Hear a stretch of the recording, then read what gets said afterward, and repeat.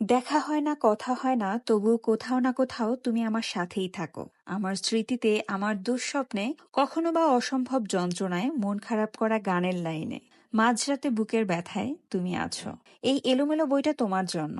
আমাদের যা কিছু ভালো হওয়ার কথা ছিল, সে সব ভালো তোমার হোক। আসসালামু আলাইকুম, কেমন আছেন আপনারা সবাই? আমি আলহামদুলিল্লাহ ভালো আছি। আশা করছি আপনারা যে যেখান থেকে আমার আজকের ব্লগটি দেখছেন, সবাই অনেক ভালো আছেন এবং সুস্থ আছেন।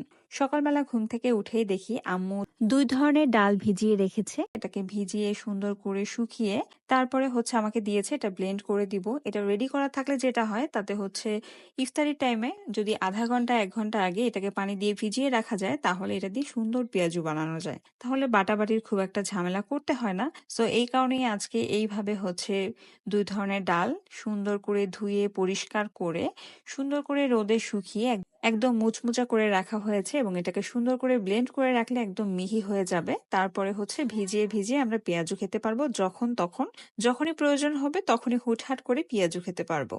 এই ট্রিক্সটা আমরা ইউটিউব থেকে বা ফেসবুক থেকে দেখে হয়তো শিখেছিলাম, খুব সম্ভবত ফেসবুক থেকেই দেখে শিখেছি।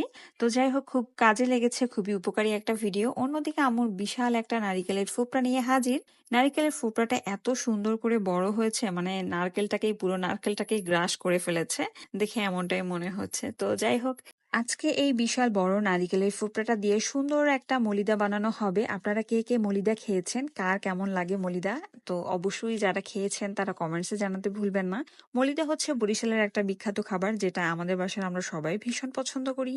বিশেষ করে আমার বাবার জন্য তো প্রত্যেকদিন ইফতারে মলিদার প্রয়োজনই পড়ে এবং আমার বিশেষ করে মলিদাটা এরকম ফোপড়া দিয়ে বানালে বেশি মজা লাগে। খানিকটা নবান্ন যে এরকমটা হয়ে থাকে, সো নবান্নর একটা অন্যরকম ফিল পাওয়া যায়।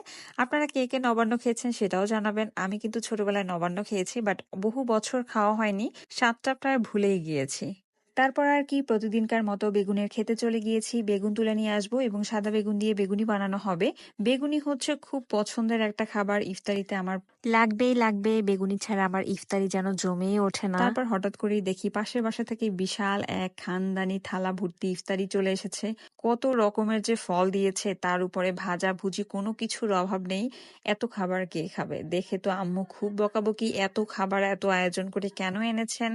পাশের বাসার আন্টিকে আম্মু অনেক বকাবকি করেছে, কিন্তু তারপরও আন্টি তো এটা করবে। আন্টি প্রত্যেক বছর একদিন হলেও এরকম বিশাল খানদানি প্লেটে ইফতারি সাজিয়ে নিয়ে আসে, যেটা দেখতে আসলেই খুব ভালো লাগে। যতই বকাবকি করুক না কেন, এটা কিন্তু একটা ইমোশন। এটা বাঙালির ইমোশন। প্রত্যেক বছর ইফতারির টাইমে প্রতিবেশীদের সাথে ইফতারি ভাগাভাগি করে খাওয়া, এটা বাঙালির একটা অন্যতম ইমোশন। এটা চলেই যায়, মানে চলতেই থাকে। ইনশাল্লাহ আশা করি সারা জীবন এভাবেই চলুক। যাই হোক, আজকে এখানেই বিদায় নিচ্ছি। সবাই ভালো থাকবেন, সুস্থ থাকবেন এবং আমাদের জন্য অনেক অনেক দোয়া করবেন। আপনি যদি ইউটিউব থেকে আমার আজকের ব্লগটি দেখে থাকেন তাহলে অবশ্যই আমার চ্যানেলটিকে সাবস্ক্রাইব করতে ভুলবেন না, এবং যদি ফেসবুক থেকে আমার আজকের ব্লগটি দেখে থাকেন তাহলে অবশ্যই আমার পেজটিকে ফলো করতে ভুলবেন না। সবাই ভালো থাকবেন, সুস্থ থাকবেন। আল্লাহ হাফেজ।